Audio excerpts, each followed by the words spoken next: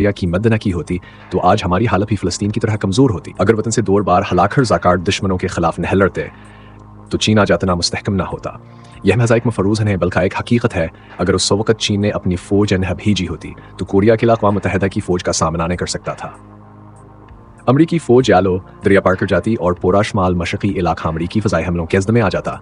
यह ऐसे ही होता जिसे हमारे घर पर बंदूक तान ली गई हो। आफरीन से नहीं, ऐसे दबाव के तहत हमें अमरीकी किताब रियासत बनने पर मजबूर कर दिया था और हमारी मईश टूटी के नाल लोजित करने के बजाय पसमानदा रह जाते।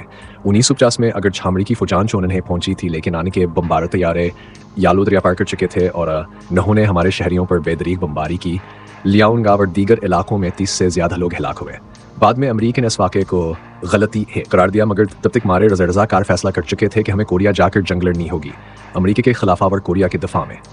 यह एक मुश्किल फ़ैसला था क्योंकि उस वक़्त न हमारे पास एक मुस्तहकम मईशत थी, न काफ़ी वसाइल और न ही जदीदा सलाह। लेकिन आखिरकार हमारे रज़ाकारों ने परमाणु बंदूकों के साथ अमरीकी फ़ज़ाई ताकत को शिकस्त दी और तारीख़ कार खमोड़ दिया।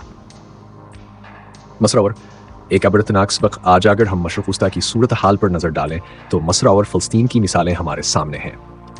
मसर हमेशा मशरक़ वस्ता का लीडर रहा, लेकिन 5 बड़ी जंगों की वजह से वह फ़लस्तीन की मदद करने में नाकाम रहा। 1989 में मसर ने इसराइल के साथ अमन माहिदा किया और सफारती ताल्लुकात कायम कर लिए, जिससे अमरीका को पूरे ख़त्े में अपना असर व रसूख बढ़ाने का मौका मिल गया।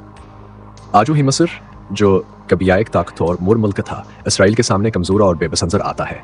फ़लस्तीन की सूरत हाल से भी ज़्यादा बदतर है। इसराइली जारहियत के ख़िलाफ़ मज़ाहमत के बावजूद फ़लस्तीनी अवाम दशमन की बेरहम बमबारी के सामने बेबस हैं। उनके पास न जदीद असलहा है, न कोई मजबूत आलमी हमायत। अगर हम इसका अमवाज़ चीन के तारीख़ी फ़ैसले से करें तो यह वाज़ह हो जाता है कि कोरिया की मदद